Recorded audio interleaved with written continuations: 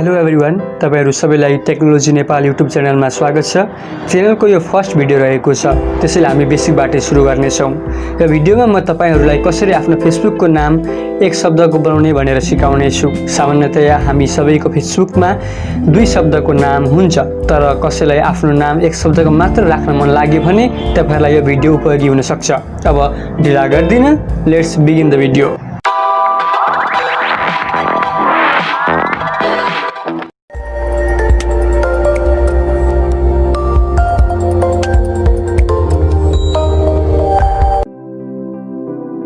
सबैभन्दा पहिला म क्रोम ब्राउजरमा फेसबुक खोल्ने छु। त्यसपछि सेटिङ एन्ड प्राइभेसीमा क्लिक गरेर फेरि सेटिङमा क्लिक गर्ने। तपाईहरु सबैजना देख्न सक्नुहुन्छ, यहाँ नेममा नेपाल रहेको छ। अब यसलाई नेपाल मात्र बनाउने हाम्रो काम हो। एडिटमा क्लिक गर्ने, सरनेममा भएको नेपाल हटाउने, इरेज गर्ने अनि रिभ्यू चेन्जेसमा क्लिक गर्ने। हेर्नुहोस्, यसो गर्दा एफबीले you must provide a surname भन्छ।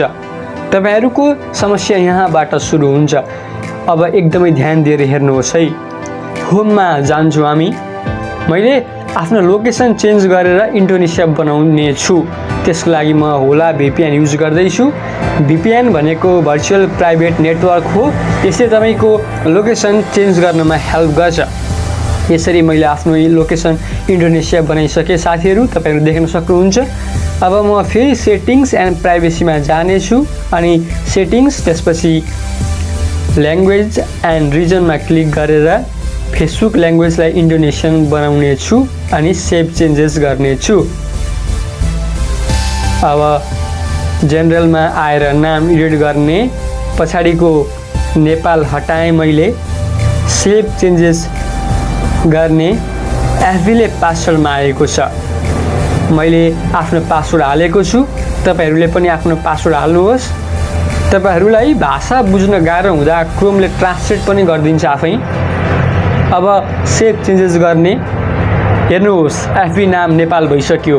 अब फेरि ल्याङ्ग्वेज इंग्लिश बनाउने काम बाँकी रह्यो। हामी सेटिङमा गएर ल्याङ्ग्वेजलाई इंग्लिश बनाउँदै छौं। मैले इंग्लिश यूके चुज गरेँ, ओके गरेँ एन्ड फाइनली हाम्रो सबै काम सकिएको छ र एक शब्दको एफबी नाम रेडी भएको छ। होप तपाईहरु सबैले यो नयाँ कुरा सिक्नु भएको छ। भिडियो मन परेमा लाइक, शेयर एन्ड सब्स्क्राइब गर्न नभुल्नु होला। अर्को भिडियो लिएर चाँडै आउने छु। Thank you.